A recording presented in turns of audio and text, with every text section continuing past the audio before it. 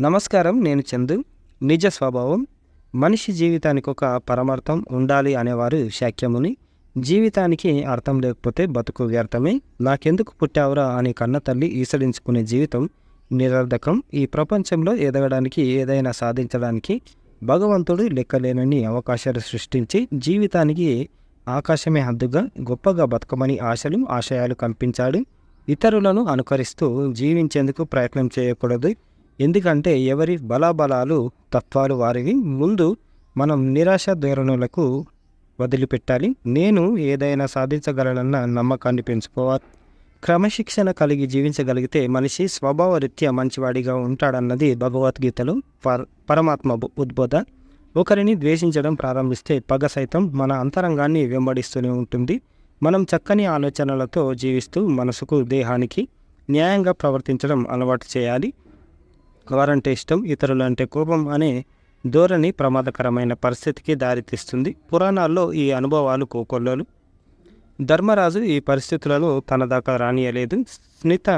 స్థితప్రజ్ఞతో జీవించి అతడు అలుగుటయే ఎరుగనివాడిగా పేరు తెచ్చుకున్నాడు. గౌతమ బుద్ధుడు, చైతన్య మహాప్రభు, మాత అమృతానందమయి అలాంటి వారిని స్థితప్రజ్ఞులు అంటారు. వారంతా తమను తాము జయించారు. మనలోని విభిన్న ఆలోచనలే మనలోని నిరాశలకు, అసూయలకు, అజ్ఞానానికి కారణమవుతాయి.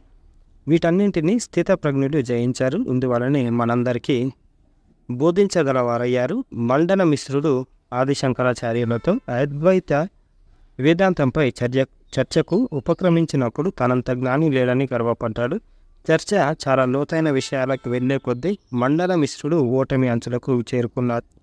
చివరికి అతని భార్య ఉభయ భారతి కల్పించుకొని అడిగిన ప్రశ్నలకు ఆదిశంకరులు వెంటనే సమాధానం చెప్పలేక తనకు కొంత సమయం కావాలని కోరే సమయం వచ్చేసరికి మండన మిశ్రుడు తాను స్థితప్రజ్ఞుడు కాదని గ్రహించాడు. ఎవరైతే లోతుగా ఆలోచించగలరో, ఎవరైతే తనలోని కోరికల్ని అదుపులో ఉంచుకోగలరో, ఎవరైతే మితమైన జీవితం గడపగలరో వారిని గెలవడం అసాధ్యం. మనిషి తన మనసులోని ఆలోచనలను జయించినంతకాలం బాహ్య ప్రపంచంలో కనపరిచే పరాక్రమాలన్నీ తాత్కాలికమేనని భాగవత తత్వ వైభవం చెబుతుంది. అప్పటి వరకు మనిషిలోని నిజ స్వభావం ఏమిటో తెలియదు. ఎందుకంటే ఏ క్షణంలో ఏ పొరపాటు చేసినా ఆ స్వభావం అతడి నాశనానికి కారణమవుతుంది.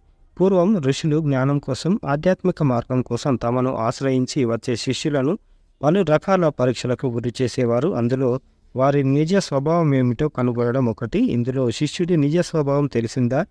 గురువు శిష్యుడిని నమ్మేవాడు, అలా నమ్మి సర్వం బోధించేవాడు. ఆధునిక ప్రపంచంలో ఎన్నో విద్యలను నేర్పేందుకు రకరకాల పరీక్షలు చేస్తున్నారు. అది తప్పనిసరి. నేర్చుకునే జ్ఞానం సరైన రీతిలో ఉపయోగిస్తాడనే నమ్మకం గురువుకు కుదరాలి. విద్యను దుర్వినియోగం చేసి మేలుకు బదులు కీడు చేసే అవకాశాలు లేకుండేందుకు నిజ స్వభావ పరీక్షలు అవసరం అని అప్పరసు రమాకాంతరావు గారు రాసిన అంతర్యామి ఇదన్నమాట నిజ స్వభావం. ఎవరి మీద దురాశ వీటికి పోకుండా, ద్వేషాలకు పోకుండా ప్రేమతోటి బతికితే, అందరినీ అర్థం చేసుకొని బతికితే దానికి ఒక అర్థం ఉంటుంది. ఎవరు మనల్ని తిట్టుకొని, ఎవరినో మోసం చేసి మనం బతికితే మన బతుకు అనేది ఉండదు, ఒక అర్థం అనేది ఉండదు అన్నమాట. ఇది దీని సారాంశం. లైక్ చేయండి, షేర్ చేయండి, సబ్స్క్రైబ్ చేయండి. Thank you. ధన్యవాదాలు.